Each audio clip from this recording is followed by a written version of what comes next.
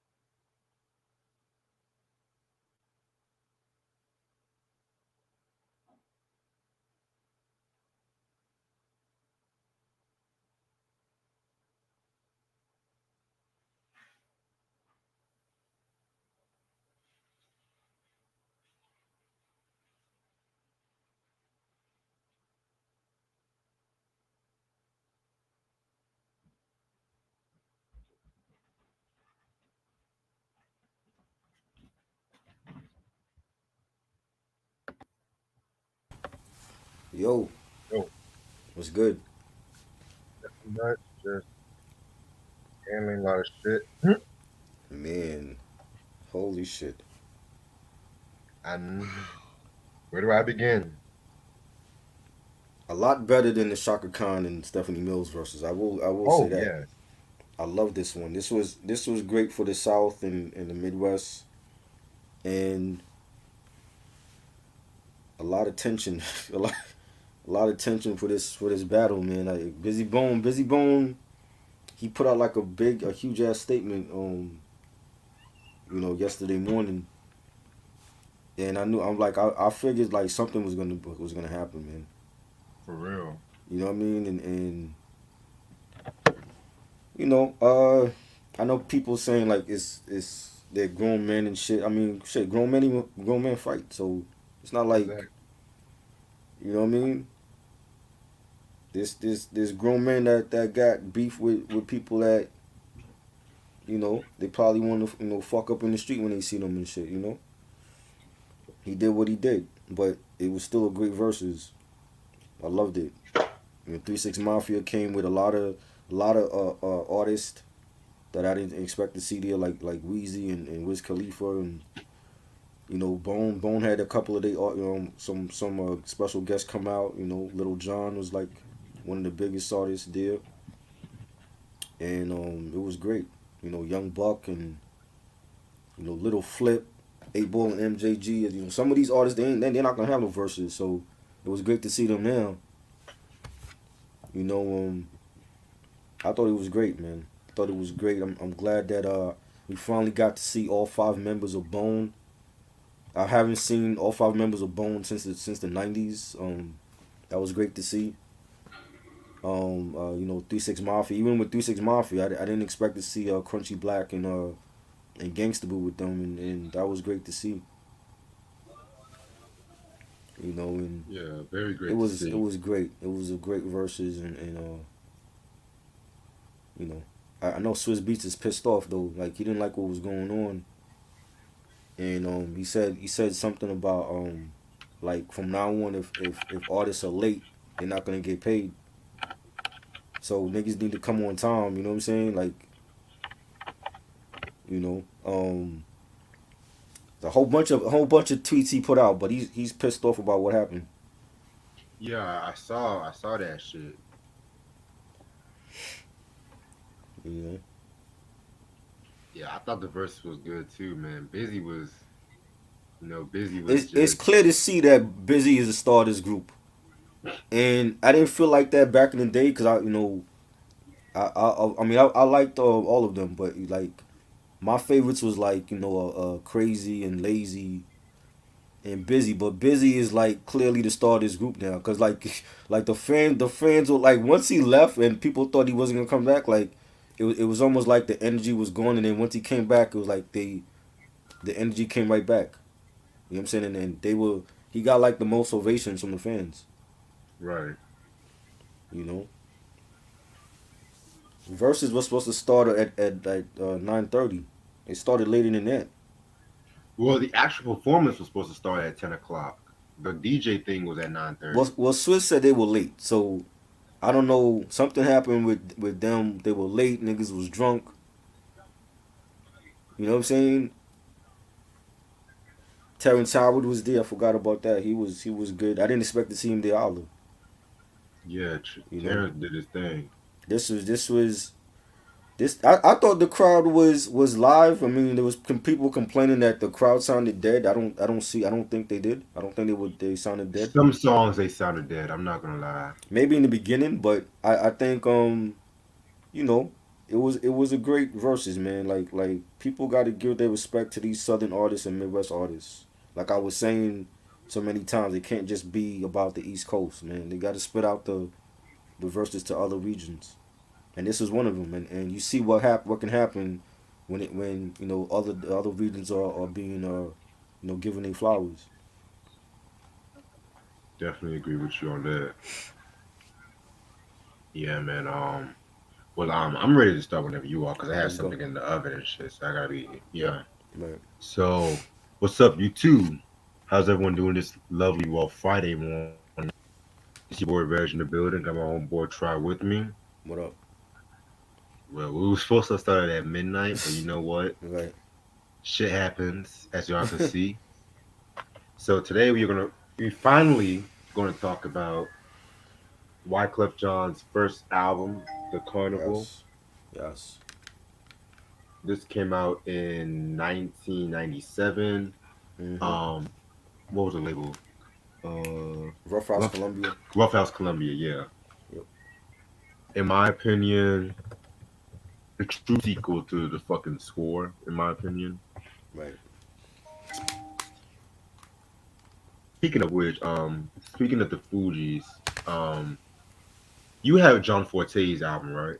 Yes. Poli-Sci. Okay, same. Okay, just making sure. Cause yeah, we'll talk. We'll talk. Yeah. Anyway, yeah. So this album came out with singles. It came out with like a lot of singles. Like We're Just Trying to Stay Alive, um, Gone Till November, Guatemala, Cheated to All the Girls, very controversial song, Mm-hmm. Gunpowder. It was produced by Wyclef Jean and Jerry Wonder and stuff like that. Um, Guest appearances include Cella Cruz, Jenny Frijita, Lauren Hill, Crazy Sam, excuse me, Talent, Melky Sadiq. Oh, excuse me, damn, I'm sorry about that. That is so disfigured of me. Excuse me. The Neville Brothers, John Forte, ROC, Praz, Jacob Desvario, Jocelyn Barode, and Sweet McMickey.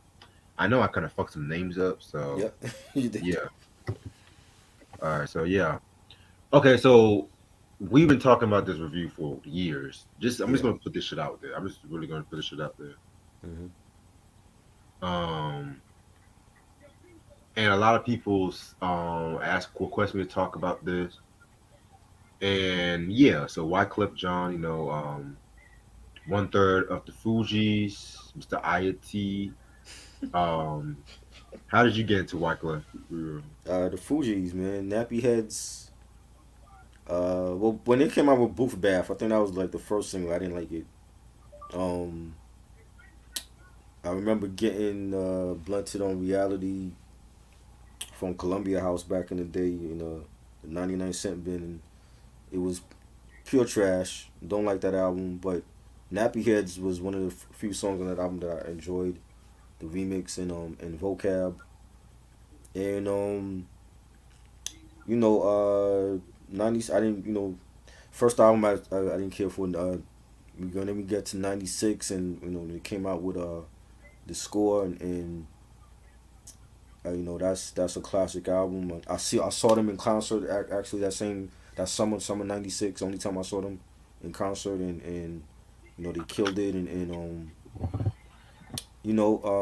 after they blew up with the score and they did the solo thing and Wyclef came out with his joint and you know I was like I was hearing joints on that album before it came out. So when Anything Can Happen came out and they did the video Around My Way for that song and when I heard Gone to November and joints like that, it was a it was good. You know what I'm saying? Like I feel like he was solidifying himself as not only as a solo artist from the Fugees, but like as a producer as well with Jerry Wonder and him bringing the pride and back to Haiti and bringing that aspect to hip hop that maybe people didn't know about when it came to like Haitian culture and Caribbean culture. And I'm Caribbean, my family's Caribbean, so like it was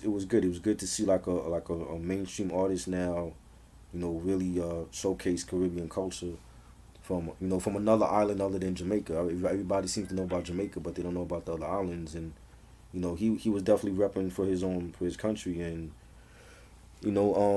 he's done a lot. He's done a lot for rap and for R&B, pop, other genres.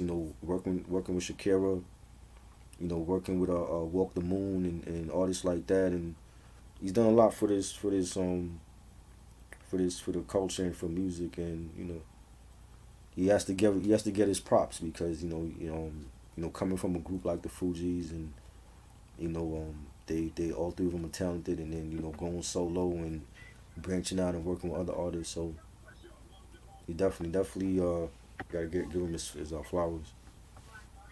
Most definitely. Um, yeah, man. To me, I got into Wyclef probably like during like the early 2000s when he came out with that song like that two. They say two wrongs don't make a right Right. and stuff like that. I remember my sister loved that track, Mm-hmm. and so then when I heard the Fugees with the fucking what's the album? What's that? It was a score and stuff like that. Just a genius of the hybrid of hip hop, R&B, Right. pop, and then Caribbean music and shit like Right. that. And just bring that whole atmosphere into hip hop was just something unique and whatnot too. You know what I'm saying? Right. That's pretty much how I really got into Wyclef Jean and stuff like that. You know what I'm saying? Mm-hmm. Um, I remember when he came out with that song, "The Sweetest Dollar Bill," where he sampled that Cream song Yeah. and shit like that. So Mm-hmm. yeah, this one, yeah, he was definitely a very unique artist and shit. So yeah, man. Give me 1 second. I'm gonna take my shit Yeah. out the oven right quick. No doubt.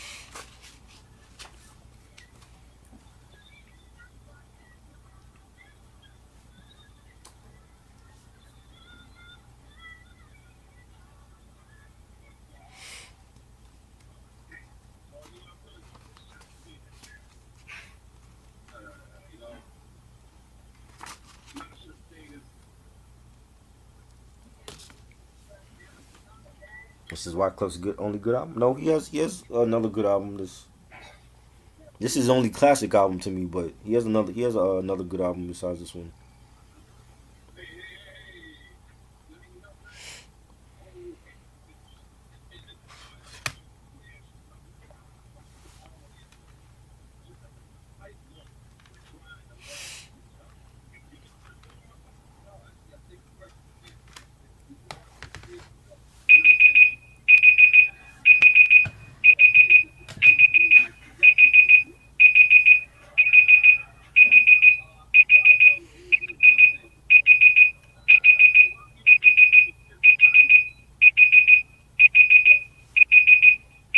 Carnival 2, I didn't like it from what I remember of it. All of those sequels he made for Carnival wasn't good. Like Carnival 2, the Juve joint, all of those other albums wasn't good. Sorry about that. It's all good. All right. So Wyclef Jean.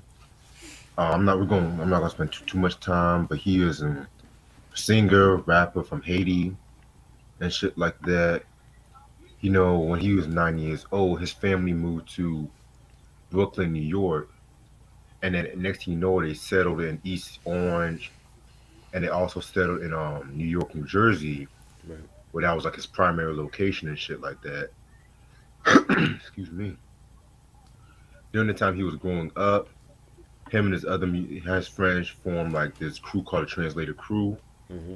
and so he actually met up with Lauryn Hill in 1992 and stuff, and then they had like an on again, off again relationship, Right. which we'll talk more about that.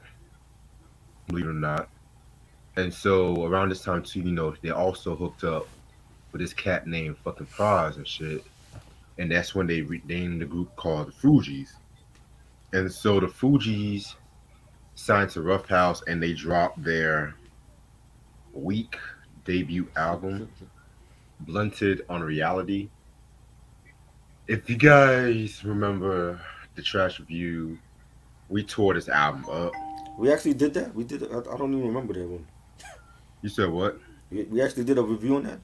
Yeah, it was way Wow. back, like a couple years ago. Shit. Yeah, it was like no good songs on Wow. that one and shit like that. Mm.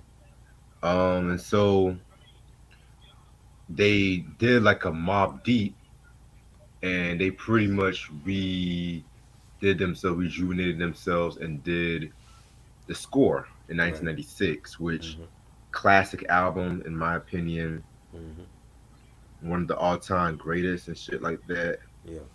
Um, Also around that time too, they were getting like a lot of crossover success, but then there was like a lot of controversy because at that same time too, Wyclef and Lauren's little relationship were kind of taking over like the creativity of the group, Right. and it kind of like ruined Wyclef's marriage and shit like that too. Yep. You know what I'm saying? So yeah, that's something that he kind of talked about in this album.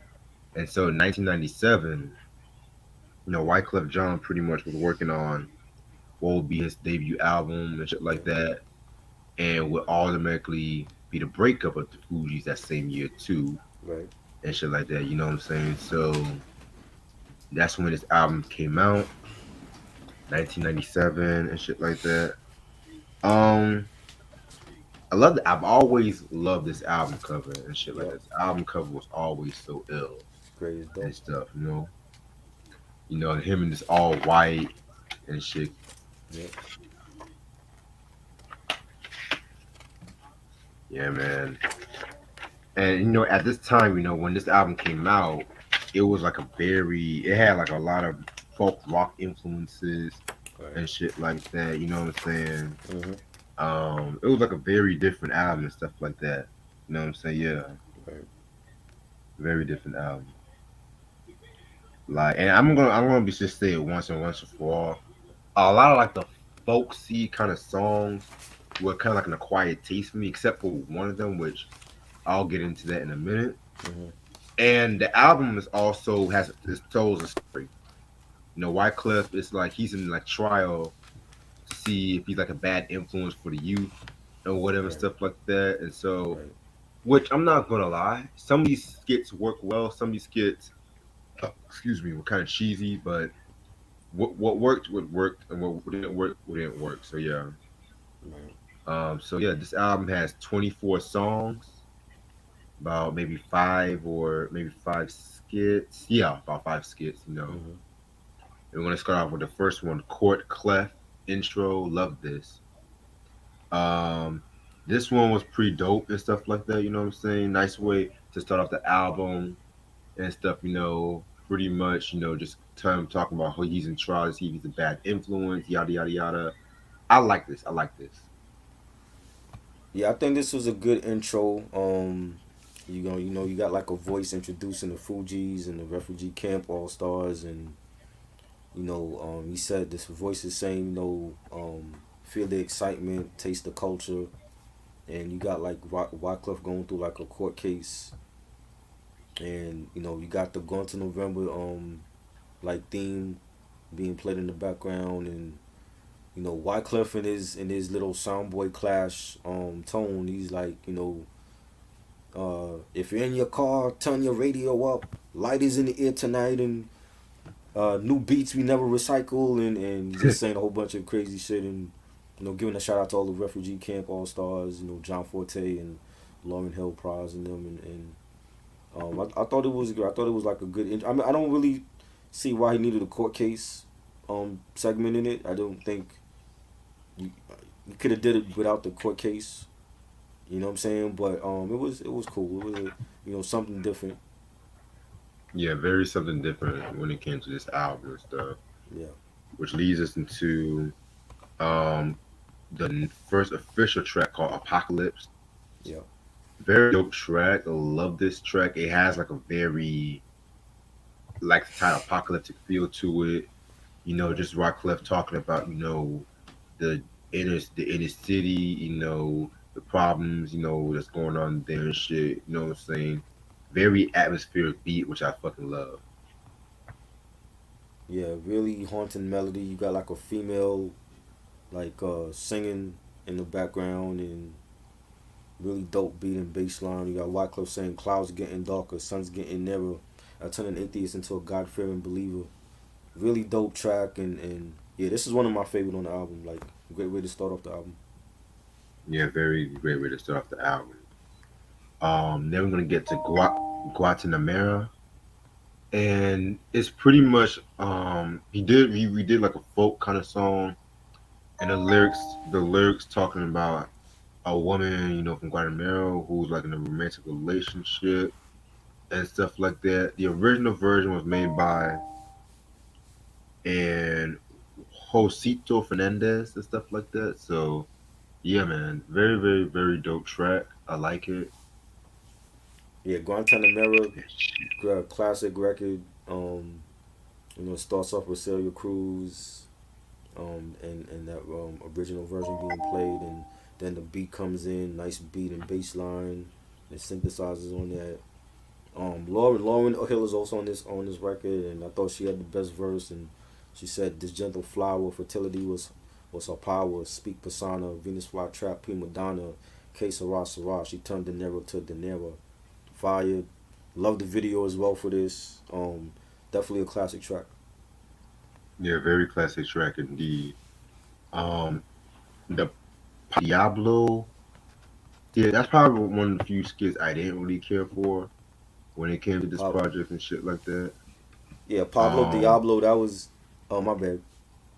no, I was done pretty much. That was like he had like a Spanish dude.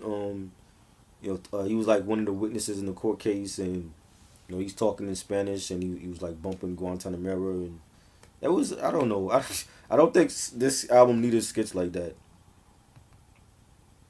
Yeah, You know, definitely. I definitely didn't feel like it needed skits and shit like that. But right, to see if it was just strictly with the court scene, then it would probably be good. But right, I feel like one of the albums that kills me is just it tries so hard to be so different. mm-hmm. Like the thing with the score, it had like that natural flavor, which Right, the Carnival it did too. But at the same time, mm-hmm. there were certain songs like just like with 3 Feet High and Rising, you can tell they were trying so hard to do some shit. Right, Yeah, man. Now we're gonna get into one of my all-time favorite Wyclef songs. Period. mm-hmm. Fucking Bubble Goose Yeah, and shit like that. Um, hey kids, gather round. Wyclef. He him doing that weird ass voice. This oh would be man, killing me and shit like that. right, Loved it's actually one of my favorite songs he's ever done. okay, Salam Remy produced this beat right here and shit like that. Um, yeah, man, just it's what I his life story mm-hmm. in a way and stuff like that. You know what I'm saying?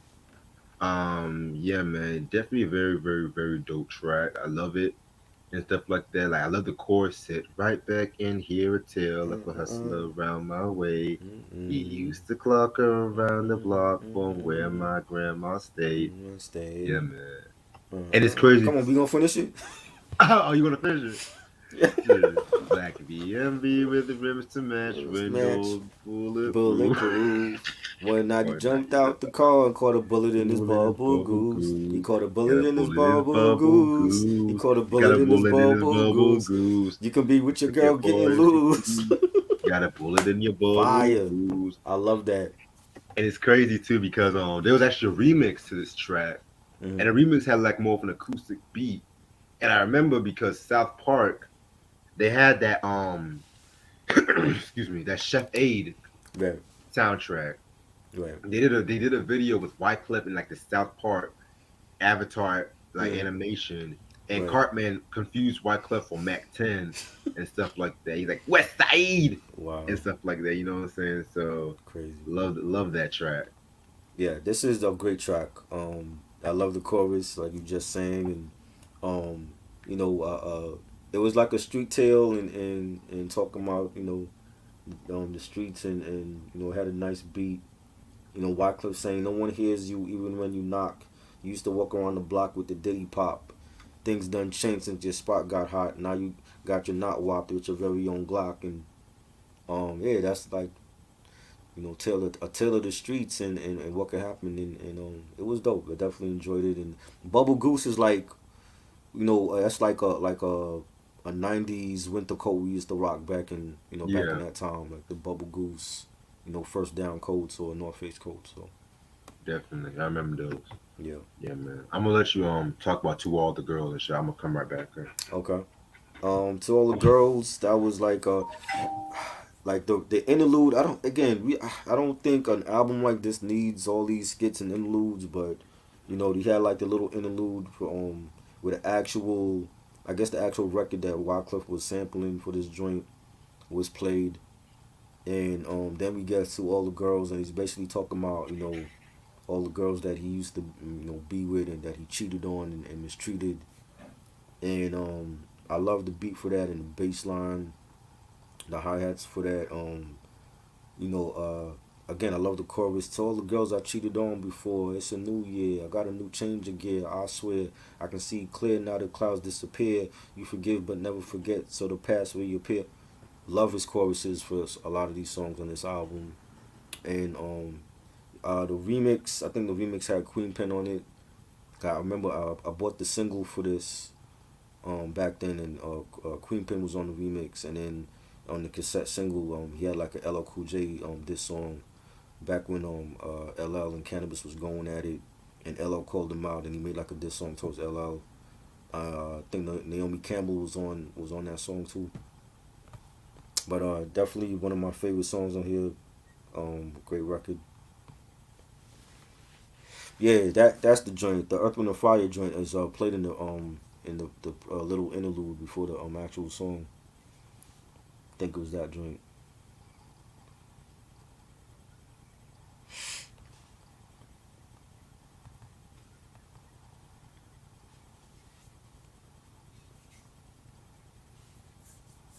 He used one love and Rapper's Delight. I don't. What part of those songs he used? 'Cause I don't hear it.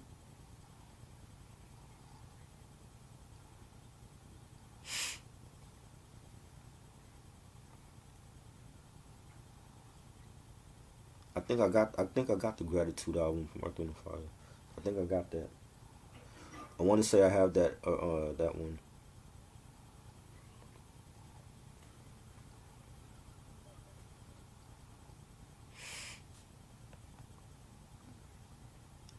Yeah, he called him out when Cannabis and LL was beefing.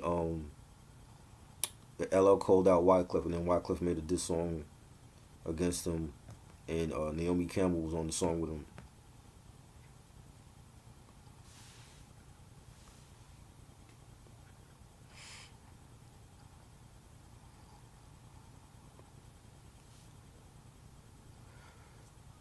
I don't hear half of those samples though. I don't hear the Houdini part or the Sugar Hill Gang part in there.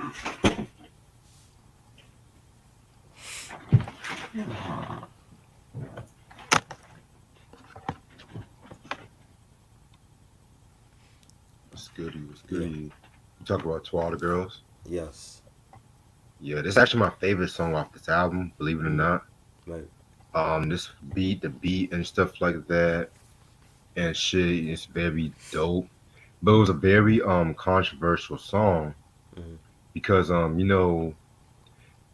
he was talking about cheating mm. and stuff like that, and he pretty much allegedly, from what I looked up, wrote this about Lauryn Hill. Oh shit. Yeah, and so like his about his situation with Lauryn Hill and stuff like that. Mm, And yeah, this one was a very, very, very dope track. I love it. That To All the Girls I Love, like I love that right. chorus and shit. So yeah, classic, classic, classic shit. Ronnie said he sampled some Earth, Wind and Fire songs from the Gratitude album, Yeah, he did. He used two Earth, Wind and Fire samples. Like and yeah, One Love. I don't hear the One Love and Rapper's Delight samples though. Yeah, I gotta re-listen to that. Right. But And he the bit. Oh, go mhm. ahead. No, wait a minute. My bad. The video version sucks. Okay. The he had a remix with Queen Pen. That was Yeah, on when it was. I remember buying the cassette single. He had a remix with Queen Pen, and then on the same cassette single, he did the diss song to LL Cool J. Cause I you did remember, this. yeah, cause LL called him out when he was beefing with Cannabis, Oh wow. and he had remember that I showed you it was like the cassette single he has like he's dressed like a What's Clef? like a navy like a marine, Yeah. Mm-hmm. right, and this song has Naomi Campbell on it because she's like talking shit on the song. Oh word. Yeah, Yeah, I remember that song now. Mm-hmm. yeah, that was the cassette single for this. Interesting. Yeah, it's called like What's Clef, right? Yeah, what's Clef, right? Mm-hmm. But yeah, man, it's a very dope song. I love that beat as well. Yeah. Um, the Down Low Ho, which just talking about Wyclef being like the sexual prowler or whatever and shit like that. The Mr. Ho, he was from the Chinese restaurant skit from the score when I looked up. So yeah. Oh, was he? Okay. Mm-hmm. Eh, I I don't think you need the skits on the album though. That's just me. Yeah, man. Sometimes they do get a little overblown and shit, but Right. who knows? All right, track number 9. Anything can happen. Very dope track. This kind of reminds me of like De La Soul's Rolling Skating Jam called Saturday. Mm-hmm. It just has like that upbeat feel to it. Right. Love this fucking track and stuff like that too. Yeah, nice. And the videos though too. So yeah. Yeah. Yes. The video was filmed around my way. Like I used there was there used to be an old roller skating rink called Empire Roller Dome, Empire Roller Skating Rink, and it's on Empire Boulevard. And I used to go there when I was younger back in the day, and they shut it down like many years ago. But he filmed the video at the roller skating rink, and that's like the cleanest the rink ever looked like for that video shoot. And I remember like when this video came out, and it's like the first single from the album. It was dope, and he did his thing, and he's saying for you silly Willie playing thug cartoon, my infrared scope got your movements on Zoom, boom new tune, write songs in my room, sleeping with the bride even though I ain't the groom, your husband assume come back with his goons, put me in the trunk on your way to your honeymoon. I don't know who he's talking about. 'Cause it sounded like he was sleeping with somebody's bride or something, but it was dope. I love the chorus. Making love to your girl, anything can happen. Say what, anything can happen. Love that joint. They basically like roller skating in the rink, and that was fun times. Yeah, definitely hear what you're saying and shit like that. Yeah. Next track, gone. Yeah, Gone Till November. Yeah, this one was a very big record when it came out. When it comes to like those acoustic kind of songs, actually Mm. my favorite of the kind and stuff like that. I never knew there was a remix with R. Kelly and Cannabis.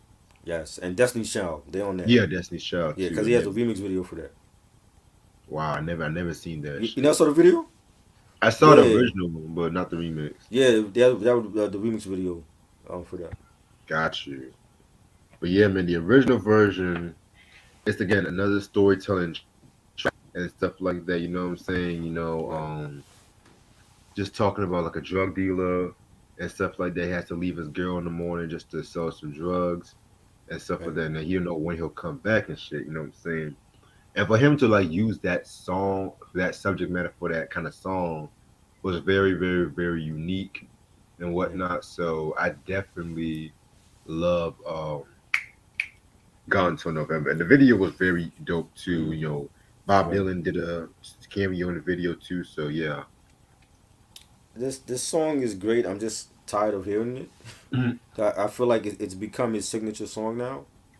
So it's Yep. like when you think Wyclef, you think, oh, Gone to November, and I just think it was way overplayed, and it's like Ronnie said, yeah, he sampled the Lost Boys, lifestyles of the rich and shameless. Some die with the name, some die nameless. Yes, January, February, March, April, May, blah blah blah blah. I know you can't stay, but Yeah, it was great. It was, but I'm so tired of hearing that song because I've just heard it for so long. It's like I don't even play it no more. You know what? I used to feel that way. I used to feel that way too, but Mm-hmm. I think what made me like the song was like, listen to the Carnival was just how it was placed in the song, like in the middle of everything. And it just, and as much shit as I talk about Wyclef, one thing I would not like disregard is his artistic strength, Right. especially when it came to, bridging the gap between hip hop and at that time, like the whole folk scene. Because, back in '97, you had Mm. cats like Jewel, Right. You Good, don't like Jewel? nah, Goo Dolls. And mind you, this was 2 years before Everlast did the Mm. whole Whitey Ford. Whitey Ford sings the blues, which Right. I want to talk about the album one day. I One day. I heard that album once. I never bought it though. Saying I heard it once too. Yeah. Like it was a good album, but I know it was an acquired It taste. was it was different for even for him. Like coming from House Hmm. of Pain, it was very different. Yeah, very different and shit. Yeah. But yeah, man, it's just this track right here was very, very, very unique, especially what the Fugees brought into hip hop at that time and shit. So I can understand why people can get tired of it. I actually like the remix better. 'Cause I feel like the remix was more upbeat. It had a better beat to me, and you got Cannabis, who was like one of the hottest MCs at that time. You got R. Kelly, and Destiny's Child was like. When have you ever heard R. Kelly with Destiny's Child? Like on a Wyclef song, you know? Mm-hmm. And Wyclef did a lot of work for Destiny Child at that time too. Right, right. That's right. He gave them their first single. Mm-hmm. Right. All right. Oh, by the way, this song, I think, if I'm not mistaken, this song got some Grammy noms. I Yeah, gotta yeah. hold on. He got nominated. Yeah. He got nominated for best rap solo performance for this track right here, Right. and who beat him? Oh, he lost to Will Smith, Getting Jiggy with it. Okay. Wow. Now, which is the better album? Big Willie Style or The Carnival? As much as I love Interesting. Big Willie style, I'm gonna go with Carnival. But at the Interesting. same time, Mm. Big Willie style, I will give Big Willie style the edge when it comes to it. It knows exactly what it is, a pop rap album. Hmm. You can play with your parents and shit like that too. His comeback album. Yeah. Yeah. Whereas the Carnival, there were some things that just became like overblown. So okay, we get it. Right. Yeah. Right. So I would give Big Willie style its edge for its simplicity. And I'll give the Carnival its edge for the overall great album. Right. Yeah, and mind you, Will also won a Grammy for Men in Black 2 the year before and shit. So That's right. yeah, Wow. just throwing that shit out there. For And the I soundtrack. you said well, yep, for the no for the song. Oh, for the song. Okay. Yeah. I forgot to mention Guadalajara was nominated for best rap performance by a duo or group, Yes. and it lost to Puff Daddy. I'll be missing you. Oh Lord, are you serious? Wow. Well, I'm not surprised because Puff you beat know Wu how Tang and Wyclef. the Grammys would give anything for a tribute song Hmm. and stuff like that too. So, Right. and I'm gonna say Wow. one more Grammy now since we already talking about it. Like he was nominated for best rap album and he lost to Puff Daddy and the Family again. No way out. Damn you, Puff. Can't get away from this guy. We take this for the children. Yeah. He beat Wu. How come Wyclef ain't bum off the stage and say what he had to say? He beat Wu Tang and Wyclef in one Grammy show. It's Interesting. crazy. All right. Now we're gonna get into the words of wisdom interlude and stuff like that. This one was the weirdest skit of them all Hmm. and stuff like that. You know what I'm saying? He's just talking about how you get a mysterious phone call from a girl you don't know, and then Right. next thing you know, he's like, wait, wait, wait, wait, wait. I didn't understand that. Yeah, I was just like, okay, yeah, that this is where the overblown comes in and shit. So, Yeah. He was he was trying to do too much. right, yeah, you got anything to say about this skit now? No, I didn't. Again, I don't feel like though it was needed. You know what I'm saying? I feel like if you're gonna do skits and interludes and they have to fit with the album. I'm like a lot of these you could have did without that, those skits and interludes, and it still would have been a great album. So Right. Definitely hear what you're saying about that. And then it leads into Year of the Dragon featuring Lauren Hill. Probably one of my favorite Lauren and Wyclef collaborations they've ever done that nobody really talks about. yes, I forgot about this song too. Lauren went in on this track, Hmm.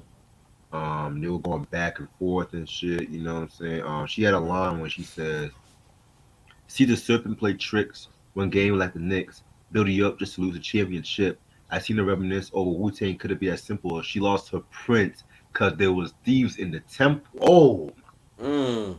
woo! Pause. Bars, Bars. bars. She was getting y'all ready for that miseducation. Yes, she was definitely. Yeah, And man. any track on this album that she was featured on, she killed it. Exactly. You know what I'm saying? Like she was definitely the highlight of this track, and she said, as the tales get poetic, watch the streets turn magnetic. To one of Brawley's rape is alleged. Hang out at hooky places, watch street corners turn to oasis. Young men aspire to be scar faces. In the year of the dragon, lots of men disappear. Quiet as it kept, they won't be back next year. Fire. Definitely, this could have been on Miseducation, and it still would have been a great track, for that album. And Wyclef sampled the 702 Stilo Drink, which is like one of my favorite 702 tracks. Love that, and the beat and the bass line was dope. You got like police sirens going off in the background, and great chemistry with Wyclef and Lauren on here. Definitely one of my favorites. Yeah, definitely one of my favorites as well too. Now you're gonna get to Saint Fezzi. Yeah. Very dope track right here. And this also features Lauren Hill. This whole song was Wyclef speaking in his Haitian Creole and Right. stuff like that too. So he did an interview when he talks about the meaning of the song Uh with huh. Ebo in the morning, and he said that he pretty much did this song as a way of like sending signals to everyone who was red and blue and the red and blue who were like the Haitians and shit like The that. Haitian flag, right? Yeah. So Mm-hmm. this was pretty much like bigging up his culture and whatnot, which I fucking love in my Right. opinion. Mm-hmm. And he used the interpolation of the Animals House of the Rising Sun. Right. Very dope track right there too. And Sang Fezzi means to have no weapons on the offense. To I walk in New York without a gun. So that's basically what he meant with the title of the song. He's like singing in Creole. So I thought it was a dope song, and him paying homage to the people of Haiti, and that's their language out there. And I grew up with a lot of Haitian friends. Went to school with a lot of Haitian friends. So that's the language for them. Definitely. Alright. Now we're gonna get into the fresh interlude. It's pretty much a short song, but he did his thing on this one. No, Mm. he did this with what's my fucking name? It's DJ Scribble DJ Scribble. Yes, DJ from Scribble. Thank you. Young Black Young Teenagers. Black Teenagers. Yep. Yeah. Yeah, man. Definitely Wyclef lyrically. I love the line when he said, I said forget about it, oh my word. So I had John and Gracia at gunpoint. He shook, calling Donnie Leonard while smoking a joint. I said, who's the informer? They say Michael Marlin. I had to take him out three the hard way. The moral of the story, don't blame the record company if your record ain't selling you like creativity. Mm. Very, very dope track and whatnot and shit. So yeah. And you being an artist, do you agree with that statement? What he says, if your record ain't selling you like Right. creativity. Mm-hmm. Mm, to an extent, Right. because sometimes you can also the label. Sometimes when it comes to like these artists and stuff like that, sometimes they might want to use these artists as like a tax write-off, Right. and they might like make a big deal about signing the artist. But at the same time, it depends on how strong they market it. It's just depending on how their style is. Like we saw what happened with Souls of Mischief. Mm-hmm. They came to their second album. Right. At that time, Jive Records was trying to be all pop and stuff like that, and they didn't really have that much use for Souls of Mischief during that time too. So Right. Yeah. at that time, the music industry was different than what it is today. Right. Yeah, I thought it was good. I thought it was a nice little freestyle, and why could this could have been a full song, but Right. you got DJ Scribble scratching, and he was dope. Yeah, very dope track. Yeah. Then we're gonna get into Mona Lisa, featuring Neville Brothers. Yeah, I was not. I forgot the Neville Brothers were on the joint right here and stuff like that. Mm-hmm. This one was okay and stuff like that. You know what I'm saying? Mm-hmm. I could have really done without this track, but it's not bad per se. But it's just, Right. I get I it. loved it. Like to have the legendary Neville brothers, Aaron Neville, singing on a Wyclef beat. I thought it was good, and the track matches his voice, and this could have been a single too. Like you should have did a video for this one, but I thought it was good. Definitely, I forgot. I totally forgot about this track also, man. Yeah, I hear what you're saying. Yeah. Now I'm gonna get back to Street Jeopardy, featuring Rocky, Griffin, and John Forte. Love this track. One of the most underrated tracks off the album, in my opinion. That stuff again, Wyclef doing his thing. I feel like he stole the show on this one, Right. in my opinion, stuff like that. So like John Forte and always he did that thing, but Wyclef, he just did his thing. And it's not often I say that. You know what I'm saying? So Right. yeah. Yeah, Street Jeopardy was dope, and I like the fact that he actually sampled the Jeopardy game show theme song for this. Mm. That was dope, and the beat was dope, and you got guitars in it, and Wyclef saying, "You put the gas to my gut, stuck me up in the truck, and said, don't nothing move but the goods. Caught an arrow in your back, fucking with Robin Hood." And I like, John Forte's verse was dope as well. There's dope record on here. Yeah, very dope record right there and shit. Now we're gonna get into the Killer MC Interlude, featuring Pros and stuff like that. Um, he's pretty much got that this rapper named the Killer MC, who's supposed to be like very dangerous. Who's Killer MC? He's played by Pros, by the way, Yeah. and stuff like that. So again, one of those skits is okay, Mm-hmm. but we get it. Right. He basically, I feel like he was taking a jab at like all the phony thugs and all that. Like, you keep talking about how you're an MC that killed over 1 million on record, but you ain't locked up, so we don't believe the hype. You know what I'm saying? So Mhm. I thought that was like that raised the eyebrow. Like, who's he talking about? You know, because the Fugees wasn't like that. You know what I'm saying? But their competition was. When you had to deal with All Eyes on Me came out the same day as the score. You know what I'm saying? And you have to deal with Onyx and MOP and group, Mob Deep and groups like that. So I feel like he was taking a shot at like those artists. Yeah, I wouldn't be surprised and shit. Right. Now it probably gets probably the most iconic track next to Gone Till November. We're Hmm. trying to stay alive, featuring John Forte and Pros. Right. Yeah, this one sampled the Bee Gees. We're trying Trying to to stay stay alive. alive and stuff Yeah. like that. Which ironically, Barry Gibb Staying didn't like alive. the song. He didn't like it. No, Really. yeah, he did not But he like. He said okayed that. them. He okayed them the sample clearance. I mean, that don't really mean anything and stuff like that. I mean, Uh, Shaka Khan approved Kanye through the wire, and she didn't like it. but she say that now. Like back when College Dropout came out, I didn't hear nothing about her like saying she didn't like it. Mm, yeah, man. But yeah, Wow. this track right here, I fucking love this track. You know what I'm saying? Mm, Um, just a nice little single. Just a nice wave. Wyclef doing his thing on that track. mm. A nice feel good atmosphere kind of song right there. Love, love it. How could Barry Gibb not like this song? You could have been singing the chorus on this song. Like how much money they end up getting because of this. This song was huge for this album. I agree. You know what I'm saying? Like this, it was played everywhere. The video was played nonstop. Like this like similar like Gone to November was great. I feel like this song is the song that really made this album what it is. You know what I'm saying? Gone to November is like the signature song for Wyclef as an artist. But I think this song right here, when they played this song in like in the clubs and on the radio and stuff, like this song was huge. And again, like is sampling what was already a disco classic with "Staying Alive" from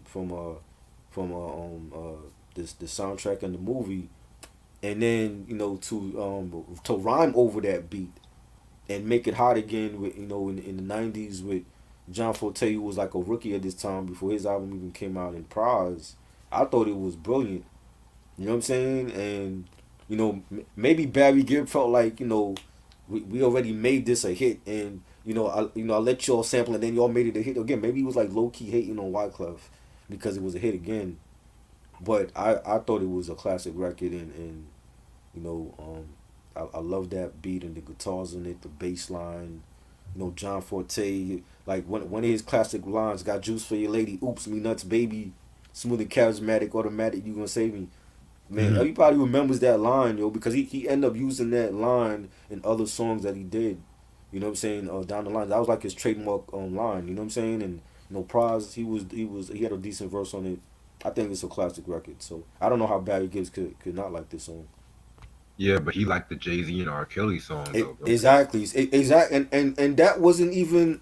I mean, I don't want to say it's not a memorable unless you're like a real Bee Gees fan. You're not really gonna notice that sample, but everybody knows this sample. Like people that didn't even listen to the Bee Gees know that "Staying Alive" sample. You know what I'm saying? But I like the R. Kelly and Jay Z song too. But this is a more iconic song in my I opinion. agree. All right, Yeah, now we'll get he into was jealous. Gunpowder featuring Lauryn Hill. Again, this is like another one of those songs with an acquired taste and stuff like that. Not really a big fan like the folk rock songs like that, but at the same Mm. time, I do love the chemistry between Hill and John. So yeah. Is she singing background on this? Yeah. Okay. Yeah, there's a video for this also. I just saw the video last night. 'Cause I didn't realize there was a video for this. And I think Wycliffe is like in the Caribbean on the beach and he's singing. And I thought it was dope. It sounded like it had like a reggae type of vibe to it. Like it sounded like something like Bob Marley would have did. And he's talking about like like the violence across the world and mentioning different countries and stuff. And I thought it was like one of those like you know um one of those like records that is was bringing attention to like gun violence and poverty and stuff. And I thought it was great. I thought it was a great track. Definitely. Alright, and then we get into like the closing arguments and stuff like that. And pretty much Wyclef was found not guilty of poisoning the youth and stuff like that. And so yeah, that's pretty much it. Yeah, again, like I don't get this whole court case thing though, man. Like I don't know. I just think it wasn't for this album. I don't get that whole court thing. Cause there's been other albums that they had the same scenario and it was better for those other albums. I don't think it fit on this album though. You know what I'm saying? And then Mhm. you got the judges like talking in Creole and mentioning other songs like, oh well, the prosecutor is mentioning songs like Gone Till November and Bubble Goose, and he Wycliffe is guilty of saying this stuff in his rhymes. And I'm like, I don't think the skit was necessary. I don't think the court skits were necessary for this album. But you know Yeah, definitely. And then we get into a skit, and then we get into an interlude called "Enter the Carnival." hmm How you gonna have a song called "Enter the Carnival" when the album's almost over, bro? that should have been in the beginning. exactly. But The okay, Carnival interlude should have been in the beginning. yeah, Because nothing. you know what happened? It's like once the interlude happened, and he's playing like the steel pan drums, and he's like out in the Caribbean. So it was like, okay, I'm gonna do the last couple songs on this album, and it's gonna be all Caribbean songs, and he like basically sang like all the rest of the songs in like Creole for his Haitian people, and that's like what they play on Labor Day, like the Caribbean. We have like the Labor Day parade here in Brooklyn, and we have like the different floats from for all the Caribbean countries. The Haitian music is part of that. So that's like he just switched from English to Creole and closed out the album with dedicated to his people. Right. All right. Yeah. So like I said, so we're gonna get to Jaspora and stuff like that. That's like a Haitian pride anthem Right. and stuff. So yeah, this one was pretty good. Mm-hmm. My favorite out of the Haiti songs in the last couple tracks off this album and stuff. So And Jaspora is like is really diaspora, and it's like when you migrate far from your ancestral homeland. So it would be like for Jaspora, like you can only be called Jaspora if you're Haitian. So if you're Haitian, and let's say um you don't live in Haiti, but you was born in America, but you visit Haiti, they will call you Jaspora. Like like the Bunch Americans, remember them? yeah, Like you're not from Jamaica. You was born in America, but your ancestry is Jamaican, but and you go there to visit, but you was born here, so you're not a real Jamaican. You're a born Jamaican, and that's what a lot. A lot of Caribbeans, they feel like that when it comes to if you have like a Caribbean background, but you're born in America, but you're not really from the actual country because you were born in America, and they kind of despise Americans, but they want some of them defect from where they live to come to America for a better life. So I don't understand that. You know what I'm saying? Like right. you see the Cubans when they defect from Cuba, when Castro was running that country, and they run to Miami, and they run to America. Once they put their foot on American soil, it's like they here. You know what I'm saying? And they claim diplomatic immunity, and they don't try to go back. But it's like they kind of despise Americans, but you want to be here to have a better life. So make up your mind. You can't. It's not. It's like you can't say, "Oh well, fuck Americans," but I still want to come over here to have a better life because my country is shit. You know what I'm saying? And I Exactly. never could understand that. So that's basically what Jaspora means. It's like, you know, they call you that if you're Haitian and you don't live in Haiti, but you have Haitian background and you live in America and you go over there to visit. So it's like it's almost like a slur when they call you that. But Interesting. it's for like every Caribbean country goes through that. But for Haiti, they call you Jaspora. Oh God, I never knew that. Wow. Yeah. All right. Appreciate that. So now we're gonna get into Yele, and this was again another like funk rock song, a little bit more slower stuff like that, and it pretty much just talks about the violence that happens in Haiti Right. and whatnot. So this one was pretty decent. And yeah, Yili means a beautiful girl with IQ of a genius, and the word was mostly used in Southwest Nigeria, Yoruba. And in English, it means that the day before yesterday, it is a beautiful day, but yesterday was cold. And it's also a language that was studied by cognitive linguists, and it's one of the better known East Papuan languages. So there's a lot of shit, a lot of history that went into this album that Wyclef was doing. So I wanted to Right. make sure that I mentioned that for any Caribbean and or Haitian people that's watching this. So we don't want to fuck up their culture, you know. Yeah, I definitely hear your point about that. You know what I'm Yeah, saying?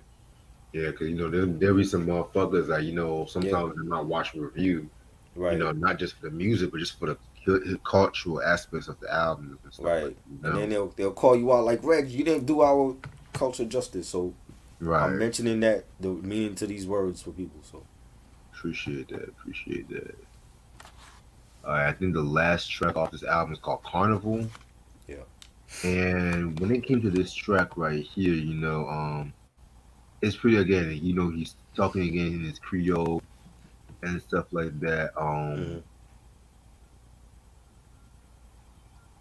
And from what I looked up, he was influenced by this one record called Kasab Sukia and shit like that. hmm And that's kind of like how he used the concept of the carnival right, and whatnot. So yeah, so when it came to the record, it was just pretty much like a celebration of right. like the Haitian culture and shit. So very interesting song. Again, not only one of my favorites, but nice way to end off the album.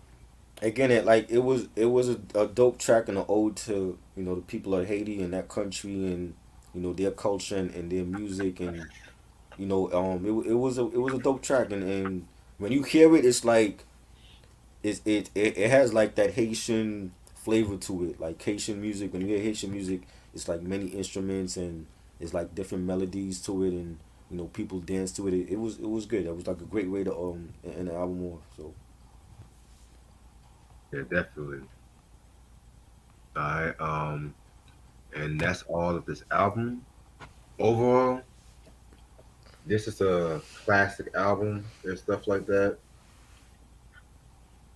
My favorite Wyclef album okay, he's ever put out, and the one that just feels like the closest to the score. I definitely felt like the production definitely kept that Caribbean feel, mixed in with like the boom bap of hip hop, and it made it more accessible for like the mass appeal crowd. right, However, I do admit that the whole courtroom skits they were kind of a little bit overblown. right. Like certain songs, he was just a bit doing too much with certain tracks, but hmm it's not bad compared to what's to come and whatnot. So Oh Lord, I'll give this a 4.5 out of 5. are you planning on are you planning on discussing those other albums too?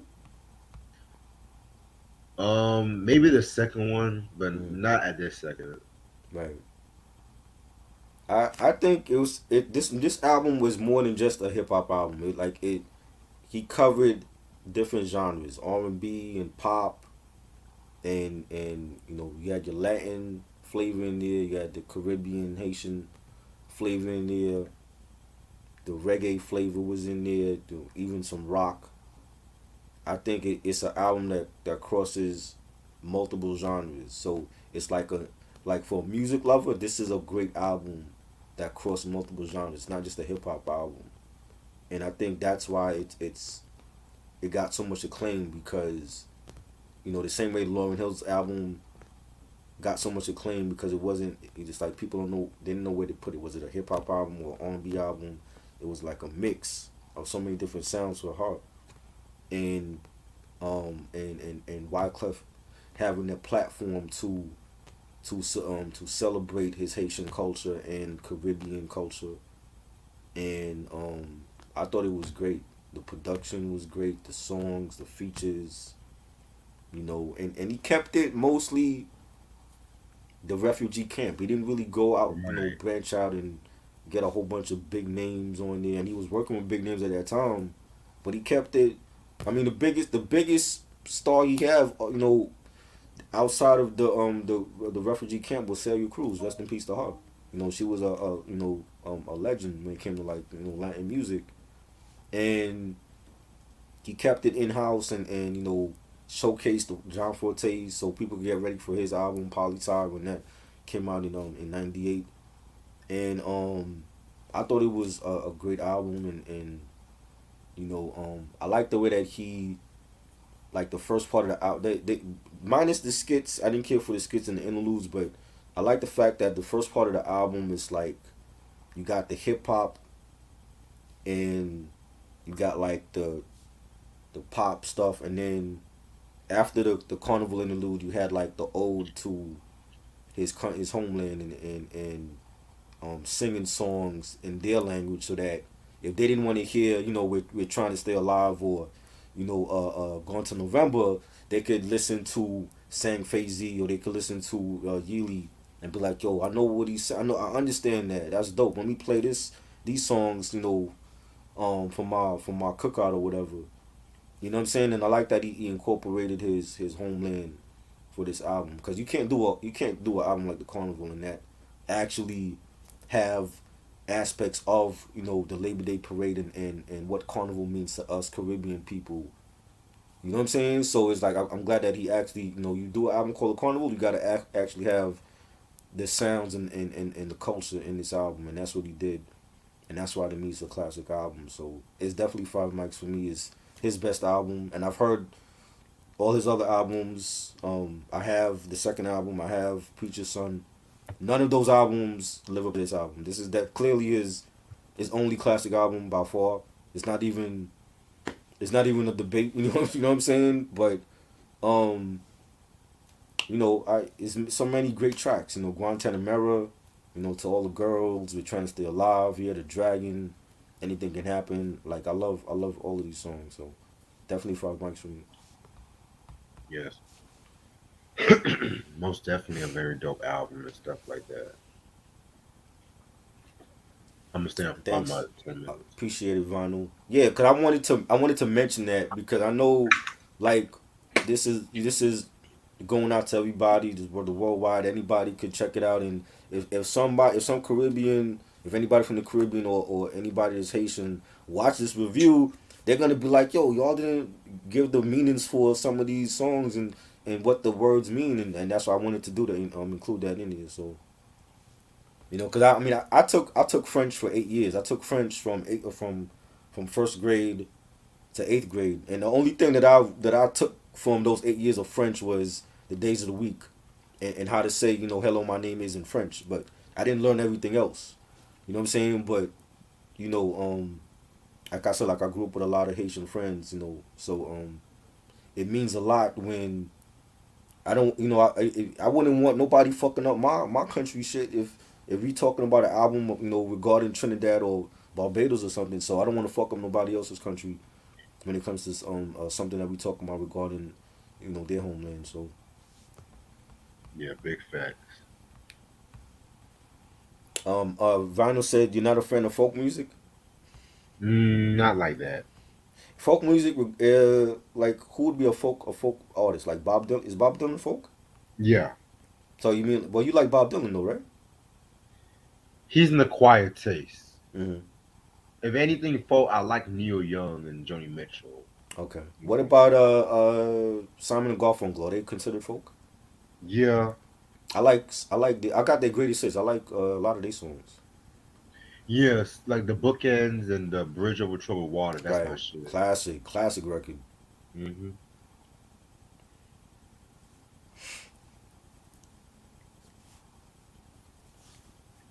Yeah, man. Why we mentioned Ice Cube? Joni Mitchell. What about Joni Mitchell? You like Joni Mitchell? Yeah, I mentioned Joni. Oh, Yep. you mentioned, okay. Joni Mitchell never lie. Right. Give me 1 second.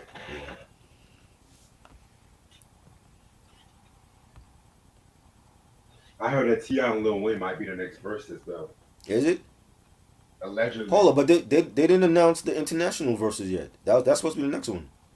Oh, for real? Yeah, Oh shit. they were supposed, unless they changed it. They're supposed to have like another international verses coming up. That they're not saying who it is. Oh, that would be dope. So I mean, I don't know. Is it another reggae dancehall matchup? Or is it like somebody from like London or something? I don't know.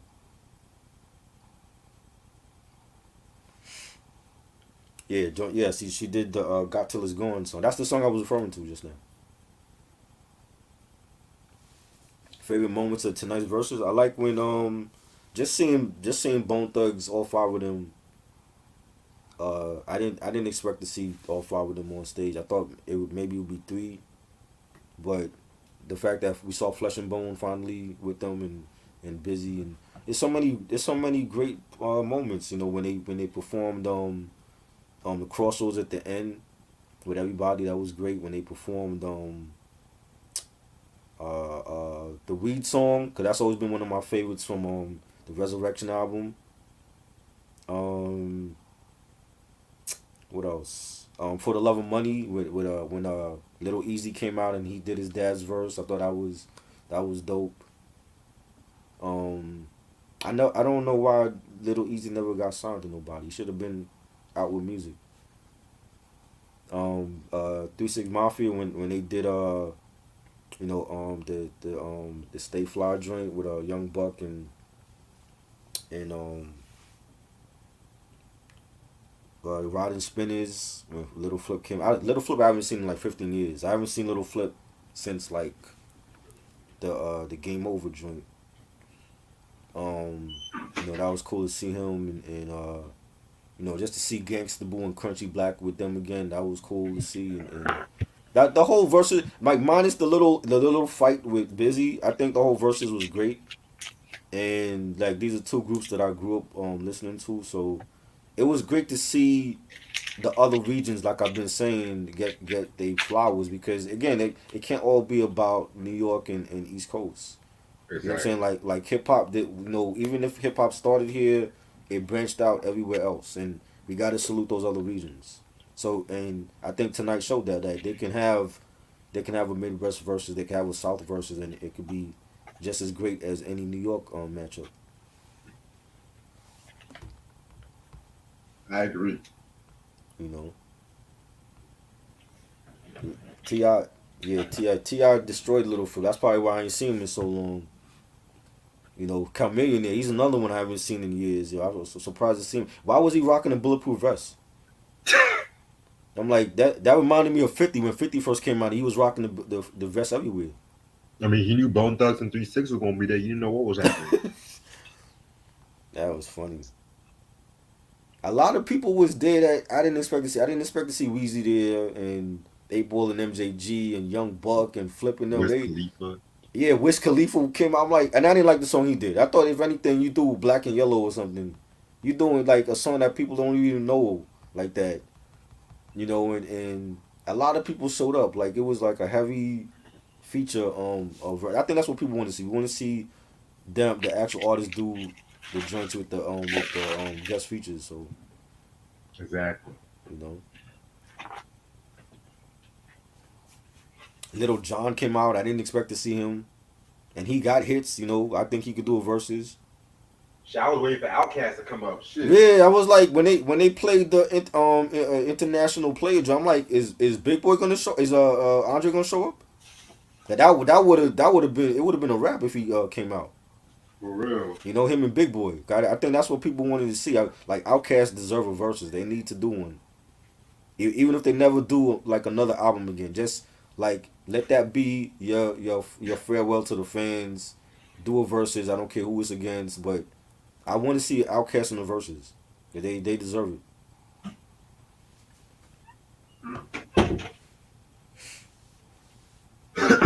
Oh, he's in the tech industry now. I didn't know that. What is he doing in the tech industry? What is he designing? Who's doing? Oh, Chameleon? Chameleon. What is he doing in the tech industry? Yeah, I think he's working on some like electronic computer shit, Right. and then he invests his money and stuff too. What's his vest? High tech? Is he? I haven't seen nobody rock a vest since 50 Cent when he came up with Get Rich and Die Trying. So I was like, why is he wearing a vest? Hmm.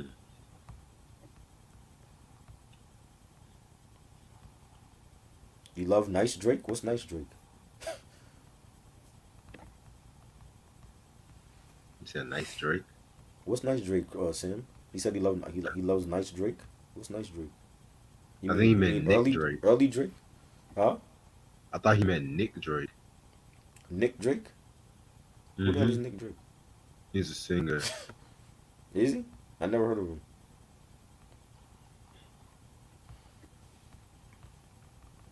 Bands will make a band. That was dope. I mean, I feel like Juicy J kept them relevant with his solo stuff. You know what I'm saying? So I think it was only right for him to play like a lot of his solo drinks.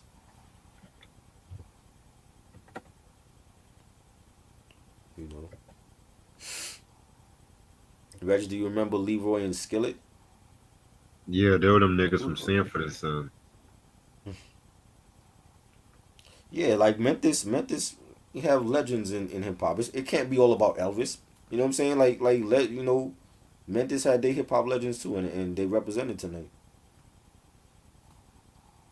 Not Elvis. Elvis is like the biggest shit out there.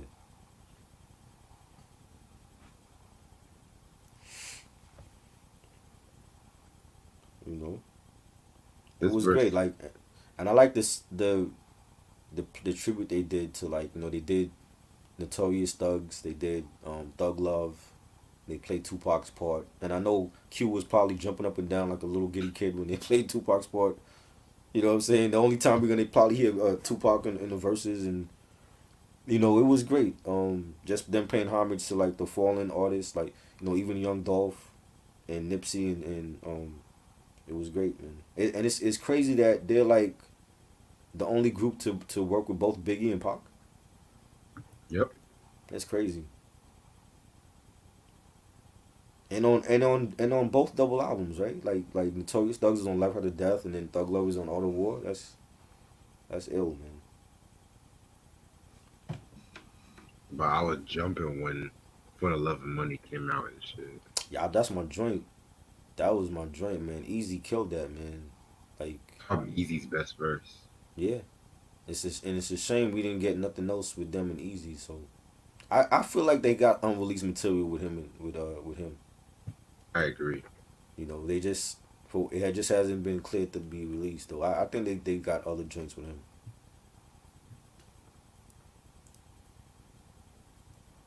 3-6 had so many underground classics they could have done, but they wanted to do the hits that most. Yeah, I mean, yeah, I mean, Yeah. it is a versus. You just not gonna just do some obscure album joint. They got to do the hits.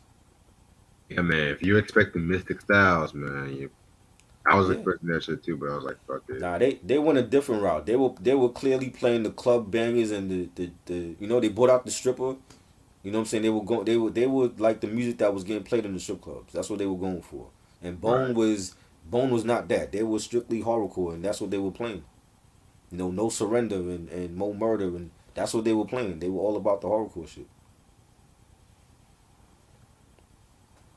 I've been high since the last time. Well, how do you feel about um Creeping on the Come Up? Because a lot of people think that's a classic album too. I love that EP. You know, they really stuck with those albums if you think about it. They didn't play nothing. I don't remember them playing anything from Thug World Order or any of those other albums like in the 2000s. They stuck with the main three, and they played the Weed song and Paper from the Resurrection album. That's about it. They didn't go past that.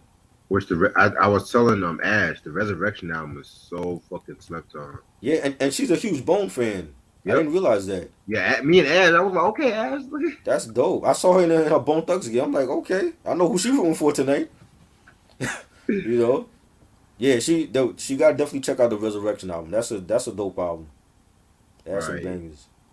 People talk about the production. I was like, the production was ill. Yeah, they were still using DJ Unique for that album.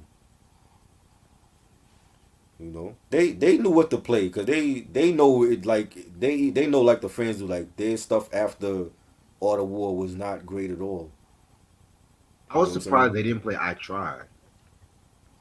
That was from Thug World Order. Strength and Loyalty.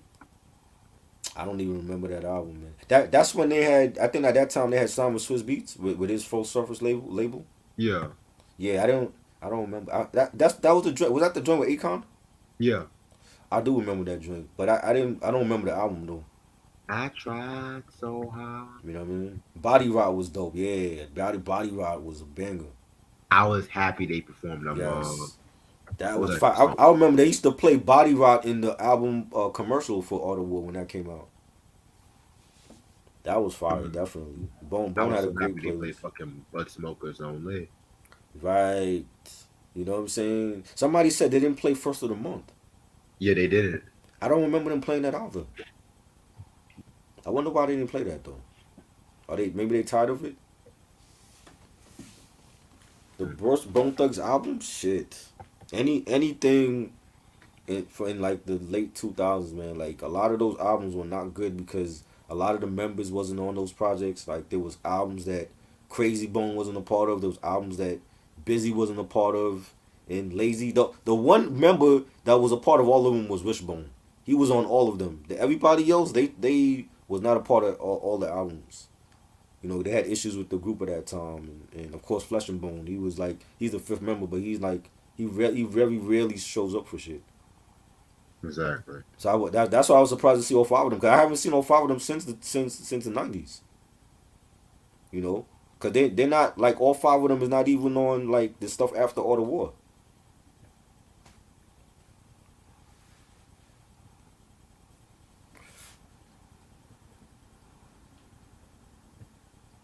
Yeah, That's personally. they have a lot that's not good.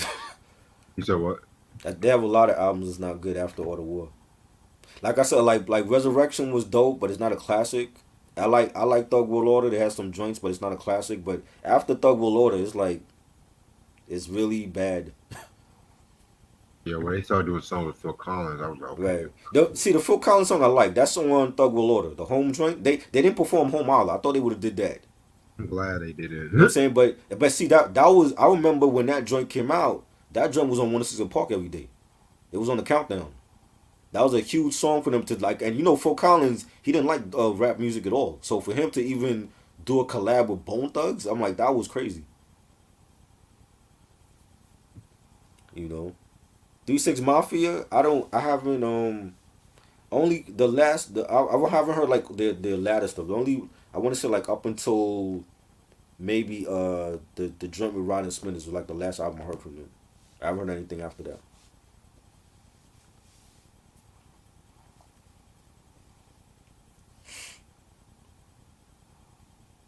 '90s 3 6 or 2000, definitely '90s 3 6 Mafia for sure. 90s. That's their classic stuff. Better lyricist, Wishbone or Lazy. I've always liked Lazy more, and Wish is like the only dude in the group that never put out a solo joint. Exactly. I never understood why he never put out a solo album. Probably one of them least for all we know. And I thought for sure, see, like the same way Juicy J broke out in his solo stuff. I thought for sure Busy or Lazy would have broke. Well, Lazy did do the joint with a Chameleon in, but that wasn't his joint. That was Chameleon's joint. But they didn't break out into their solo shit. Yeah, that was kind of interesting. Yeah, and you know Thug Mentality to me is a classic. That's a classic Crazy Bone album. I liked Thug on the Line. I thought that was underrated. Busy Bone Seven's movie, that was a great album. And he didn't do nothing from that album. They could have won another hour. I thought they were going to end the verse early, low key. Yeah, I thought they was too because the way that shit happened in the beginning, I'm like, they're gonna end this shit early. You know, yeah, they didn't do the Mariah joint. You know what I'm saying? And she was like the only one I was waiting for to come out. I'm like, yo, they put out everybody else. They gotta have Mariah there. Cause Breakdown was a huge hit for her. Break it Nah, down. he don't like rap music. He was on a City Hall back in the day and he said that he don't fuck with rap. So for them to even get Phil Collins on the song was just crazy. Well, I don't fuck with his music, so what's up? I love Phil Collins, but come on, man. You know what I'm saying? Like there's a lot of rap. He got sampled a lot, and he got a lot of checks because of people sampling your music. So I tell you, just because motherfuckers sample, that don't mean shit sometimes. yeah, I know. But even with Prince was not fucking with rap for a long time. Yep, You know, Prince was one of them too. and then he came around after a while. You know,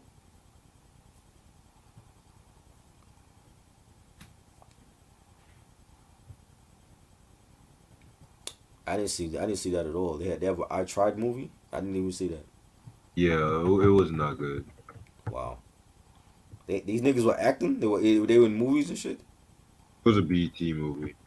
Oh, no, never saw it. Let's focus on me.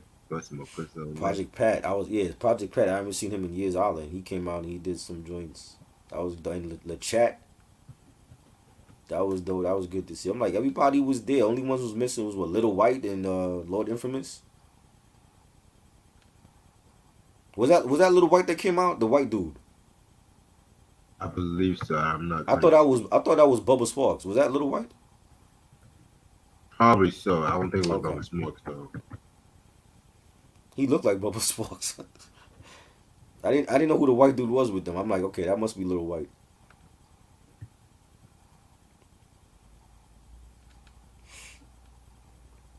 Luther Vandross embraced hip hop. Yeah, he did.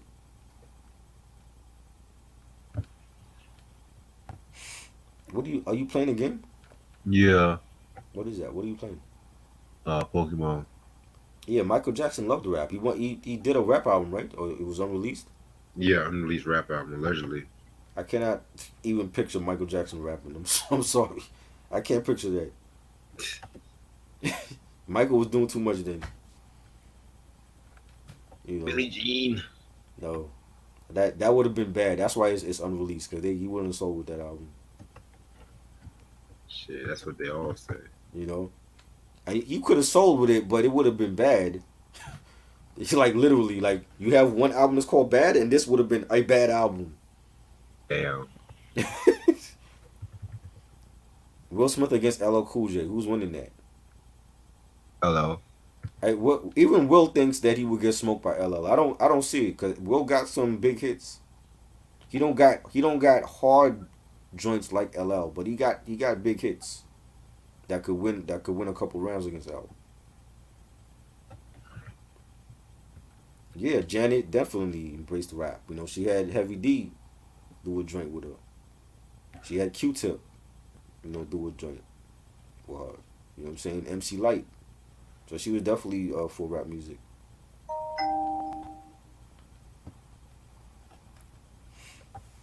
Yeah, I remember Jam on it.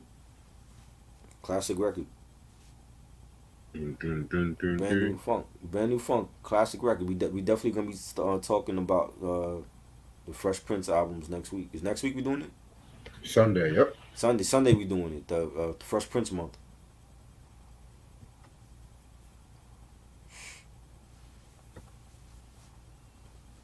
Yeah, I don't know what Will's gonna play when Mama Said Knock You Out come out. That's a loss for him already. Brand new funk. That's a loss for him. When Mama Said Knock You Out come on, that's a loss for Will already. You I know don't believe it. I feel like he got some heat. what you got? What do you got for Mama Said Knock You Out? I don't. That whole album I Boom, think is better than shit that he got. boom, boom, shake the room. No, that is not beating Mama Said Knock You Out. Hell, I don't even like that song. I never What? liked that song. No, I don't like that song. I just What? thought it was I Come just thought on. it was corny. I thought it was a corny song from him. Yo, step off that hitter. No. The chorus, boom, boom, shake the room. No, that is whack. I never liked that song from that album. I like everything else on Code Red. I don't like that song though. Not for a You, single. you, you're gonna hate me during this Code Red review. Oh my lord. Oh my god. I could imagine the crazy shit you're gonna say. I already know. That's maybe my favorite album he's ever done. Are you fucking Maybe. kidding me? That's your favorite album from them? Out of all this Next stuff, to out of Home next to Base? he's the DJ. Next to he's the DJ. What?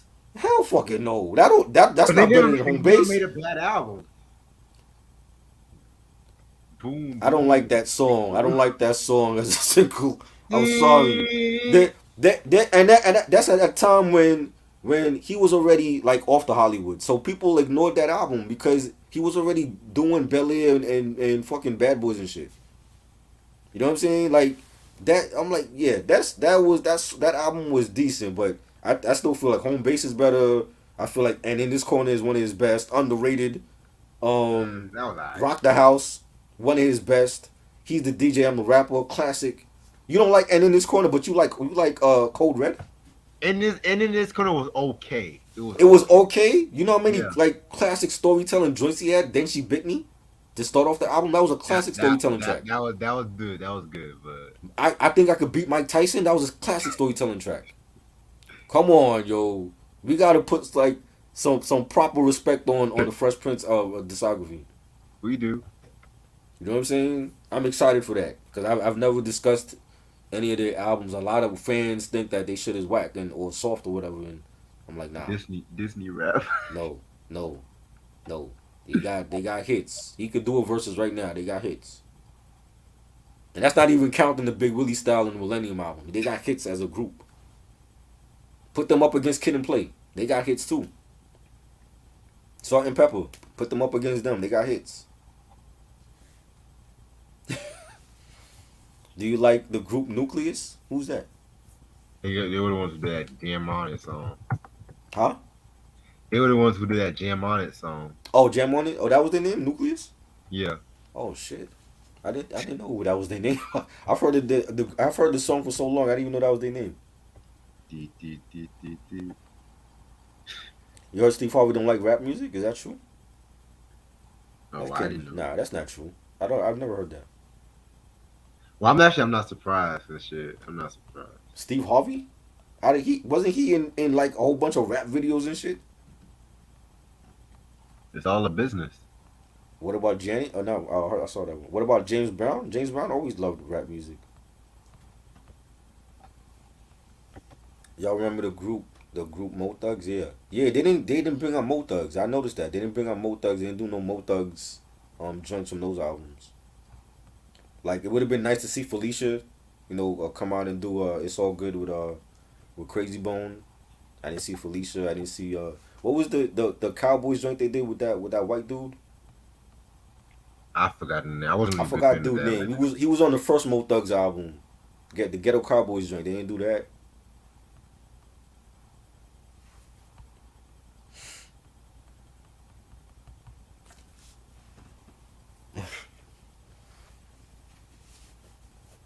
Boom, boom, shake the Really? room. I didn't know that. Steve Harvey don't like rap? I didn't know that. Yeah, but I mean, Will Smith already proved them wrong, though. I mean, he didn't have to be a hardcore street rapper to go platinum. He did it without cursing and look where he's at now. So it worked. It worked for him. But when Eminem dissed him and shit, Will Smith? Oh yeah. That's right. Will Smith Yeah, I don't didn't. curse. No, fuck him. Yeah, and remember the video for is it Guilty Conscience? Yeah. Was it Guilty Conscience? And he's like there was like a fire in the house, and he's like he couldn't get his Will Smith CDs and shit. Yep. That was funny. He told the news reporter that the Asian chick. You know. Damn, nigga. Did I go to block parties? Yeah, my block every summer has block parties.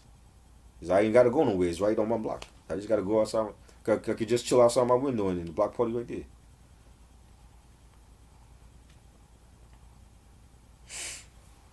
I went to a couple. I had a couple. They had like block parties in Queens and shit, and different parts of the city. Yeah. He didn't do. Yeah, well, that's Ice Cube song. I don't think he wanted to do that until we Do what? rich. The Until We Rich joint with Cube, Crazy Bone. Yeah, I don't think he was touching that. I hate that song. He did the Chameleonaire song because more people know that than the Until We Rich joint. Unfortunately, At least you don't Busy like did. Until We Rich? Huh? At least Busy did Friday. Huh? At least Busy did Friday. He did Friday. Friday. The Well, I next the don't next know. Friday. The next Friday joint. Friday. Busy Bone. Yeah. I didn't know he was on the soundtrack. Yeah, I don't think I heard the next Friday soundtrack. Wow. Yeah, I don't think he was gonna touch that Cube joint.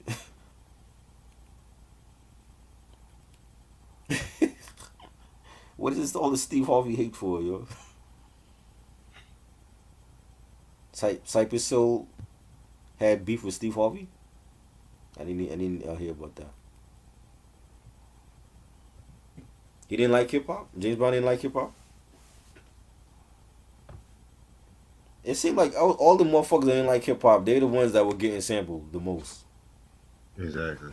You know what I'm saying? So Prince included. Like Prince got sampled. Like he didn't like hip hop. He eventually changed his mind after a while. If you're doing drinks from Money Love's album, I don't think he was just doing it for a check. You'll be surprised. Unless he had some type of intimate affair with Moni Love, like he did with most females. You know what I'm saying? Yeah, I mean, Moni already admitted to sleeping with Tupac, so maybe she slept with Prince too. Mm.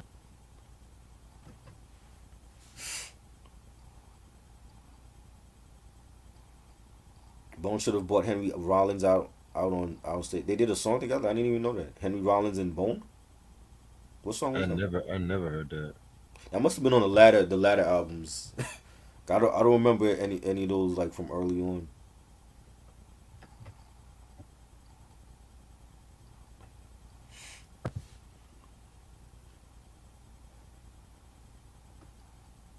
Prince was a fan of the Ghetto Boys. Wow. Ghetto Boys. Oh wow.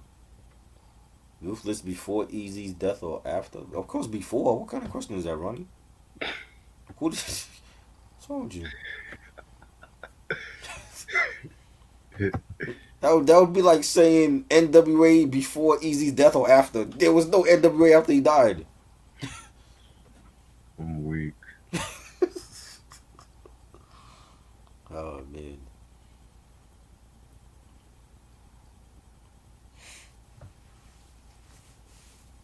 Favorite. Did Michael have any classic albums after he died? I don't think he did.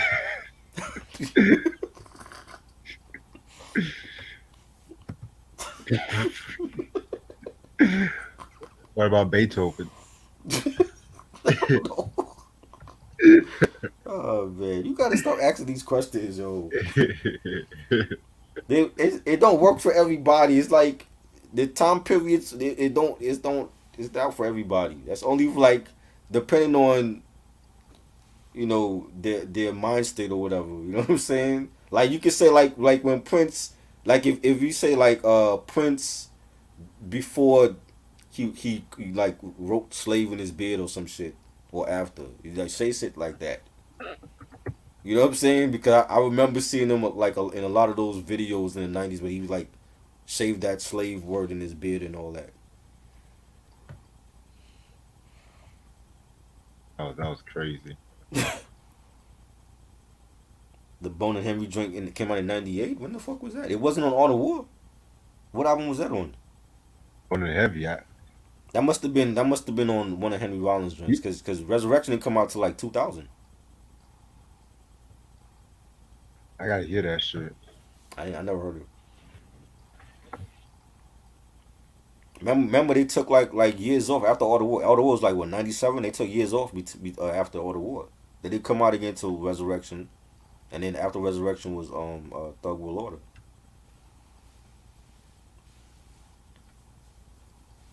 Is that unreleased? KRS One and Big Daddy Kane versus Bone Thugs and 3-6. Shit, it just happened, Ronnie. I need a couple days to process this versus, yo.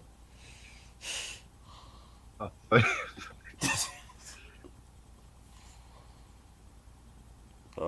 Oh, it was on the Small Soldier soundtrack. Oh shit, I never heard the soundtrack for that.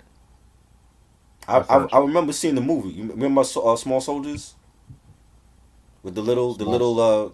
yeah, it was like a not Disney. I forgot who made. Was it Pixel? It was like a movie about like little army soldiers that come to life. Oh, that little bullshit. Yeah, I didn't know they was on that a soundtrack for that. I never knew that. They have a soundtrack for everything. Never heard that soundtrack. So if Bone is on there, they probably had more like hip hop artists on there.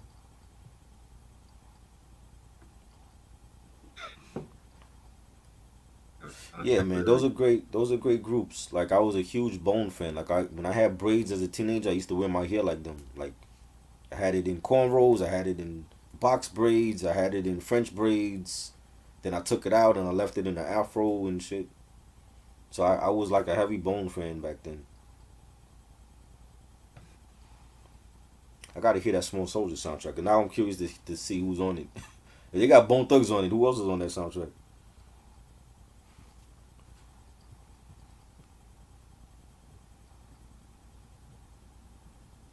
'98 was Small Soldiers. Damn, I thought like '95, '96 was Small Soldiers.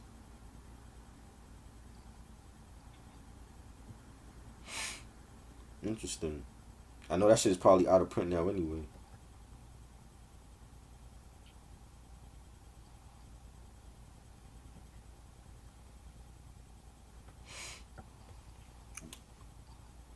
Let's see who's on the soundtrack, yo.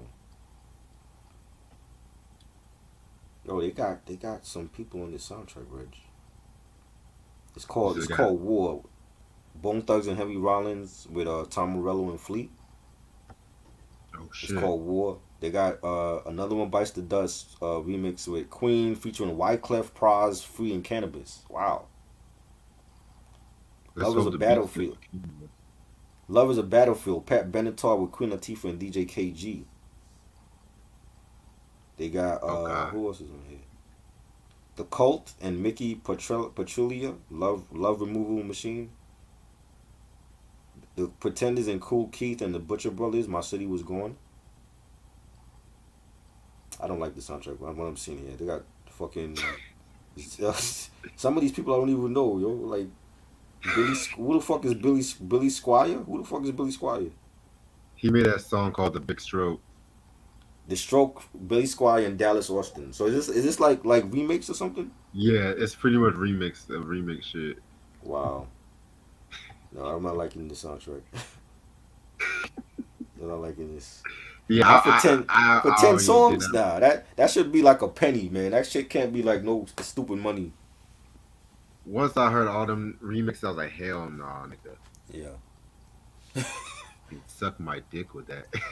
Jay Z was president of Def Jam like what was it, like 05? It Who's was asking? 04. Q actually. Well, I told you this shit this morning. You. When was it? When was like it was 04, 05? Yeah, Yeah. And then he I didn't come told you back all. till The Kingdom come out. And that was like what, 06, 07? Yeah, Yeah. I And he told you signed all of this shit this morning, man. yeah. What's wrong with you, bro? He signed Rick Ross, he signed Jeezy, he signed Rihanna. He basically let LL Cool J go. He let Method Man was still with them. He let the Red Man left. Um, he let like people was pissed off basically like Joel Santana third album, the Reagan era, it never came out because Jay Z was president then and he couldn't stand Dipset, so that's on the shelf. Um, Joe Budden had beef with him. He let Joe Budden go. That was his name. I Um, was trying to think of. huh? Yeah, Joe Budden. I used to see Joe Budden on like the come up DVDs and shit. And he was like calling him out. Because he was pissed off at like they wasn't basically they didn't promote his first album and the second album it was like he wanted out off with it. it was trash. You know, yeah, a lot of people had beef with Jay Z being the head of Def Jam at that point.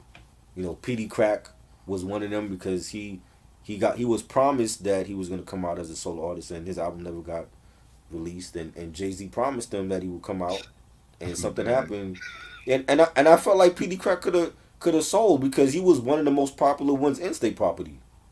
He could have sold like Beans and Freeway and for whatever reason Jay Z was cock blocking him. Jigga Jay Z. You know what I mean? So yeah, a lot of people was pissed off. So I'm like, and they haven't been the same since Leo and Kevin Liles was there. They haven't been the same. Like even when they had after Jay Z left and they brought in L.A. Reid, people was pissed off at L.A. Reid too. He wasn't doing a good job there. L.A. Reid made it worse. Yeah, he made it worse. Like they haven't had a stable head of Def Jam there since Leo Cohen and Kevin Liles. Because when Leo and Kevin was there, you had Murder Inc., you had Rockefeller, you had what's the other one I'm thinking of? You had DMX and his Bloodline Records. Everybody had a chance to eat there. That's when they made their most money there during the 2000s. And once Leo and Kevin went to Warner Brothers, that was it.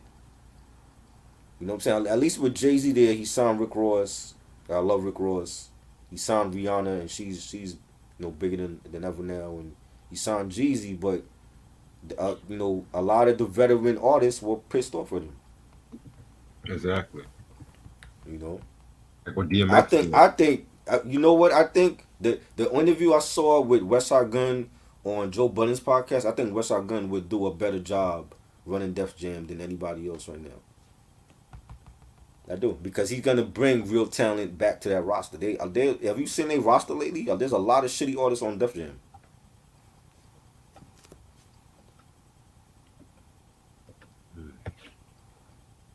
That Russell Simmons flew to India because he's a child molester. I mean, I don't want not a child molester. He he was dating somebody underage. That's why he went to India, because they can't catch him in India. If once he fly back to the States, he'll be under arrest. That's why he flew to India. He's not in India for no reason. Like, he went to India to flee from the cops. You know what I'm saying? Like, have you seen a documentary about the women that's claiming that he was sexually harassing them at Def Jam? They have a documentary out with a lot of women that was, working at Def Jam that was claiming that he was sexually harassing them. Yeah, I remember that. And he that's why he went to India. Like, he didn't go to India for vacation.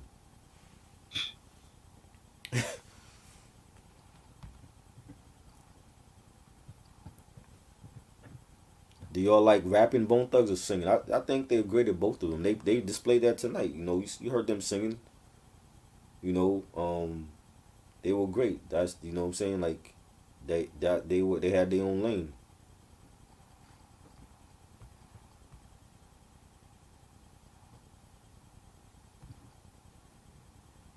Better vocalist, Lauryn Hill or Alicia Keys? Alicia Keys, definitely. I love me some Alicia, man. What do you think about L.A. Reid? L.A. Reid was great for LaFace Records, him and Babyface, but not when he got to Def Jam. You know. Did you finish your food? Yeah, Was it good? very good. Cause you was going back and forth. I was like, are you burning your food right now or what? I finished it. I didn't even notice. I was eating it during the review. See, like, if I'm eating, I wouldn't even do a review if I'm eating, cause the food would be too good, and then I'll be like, yo, I can't even concentrate on this review because the food was so good. I like you're like multitasking. I admire that, because I wouldn't be able to do it. Right. 80s Def Jam or 90s? Ah, man, 90s, man. 90s is when, like, they were like one of the best labels, man. When you had like a lineup of Foxy Brown and Redman and J.O. Felony and Warren G and Method Man and Nice and Smooth was on that label. Slick Rick, MC Search when he went solo, and they had like a great roster back then. I think Definitely. Pink. I just had a conversation on Instagram yesterday about Pink. I think Pink was a great artist. I didn't like Pink's first album because they tried to make her like an R&B artist, but she has the voice to sing R&B, but she's more rock. And once she came out with Get the Party Started and the Misunderstood album and Funhouse album, that's when she became a megastar. So I love Pink. Pink is a dope artist. Yeah, I definitely agree with you about Pink. Yeah. But listen, I'm about to actually call it a night because I'm about to get some sleep for the morning All and right. stuff like that. But this has been the realest I fuck. like I like that question, Sam. Ask us that again when we come on. What Was it question? who was the best producer on Life After Death? Ooh, oh, well, I can answer that right now. Who was the best producer? Probably Primo. Mm, Either Primo or Easy Mobile. mm, interesting. What about you? I don't know, because I want to say the Hitman, but it's like I be forgetting who actually produced on the Hitman on that album. Like, you had Stevie J with Notorious Thugs. That was great. Carlos Six Lot Brody. Um, the Hitmen, like those producers, Ron Lawrence, Amen Ra, and Derek Angeletti. Like, the Hitmen, to me, had the best shit. Primo had the. I mean, it's Primo. Primo had the great. Yeah, he was great too. Ten Crack Commandments and Kicking the Door. But I think the Hitmen showed out on that album, to me. Yeah, I definitely agree with you about that. You know what I mean? But yeah, that's definitely a good question and shit. Yeah, but they all got like one. Like Havoc did one joint, RZA did one joint. You know what I'm saying? It's like, are they really the best with one song from a double album? You know, Probably depending on the quality, I guess. that's true.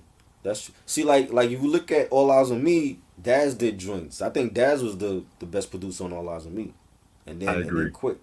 You know what I'm saying? Daz is underrated. I always thought he was great production wise. But people don't mention Daz. They give all the credit to Dre. Oh well, Dre did California Love, and Dre had two fucking songs on that album. That And was niggas it. don't even talk about Can't See Me. And they don't even talk about that joint. That wasn't even for All Eyes on Me. Oh, that was for his solo album. You know what I'm saying? So it's like, well, are you gonna really for a double album? Dre only got two joints on there. I'm not giving it to Dre. I think Daz was a better producer for that album. You know? Definitely. Yeah, man. Definitely see y'all tomorrow Right. when we talk about fucking rock. Rock. Yes, sir. Yes, I was just watching some episodes earlier and shit like that too. So Right. that's definitely gonna be a nice conversation and stuff too. Then Sunday doing the Yes. tis of season to be fresh. I love that. I love that. We gotta get a T-shirt made with that, yo. I love that slogan. Yeah, I definitely gotta get one made. That would Yes. be ill as fuck. Yes. But yeah, appreciate this try as No doubt. usual. All right. I'll see y'all later. Peace. Peace.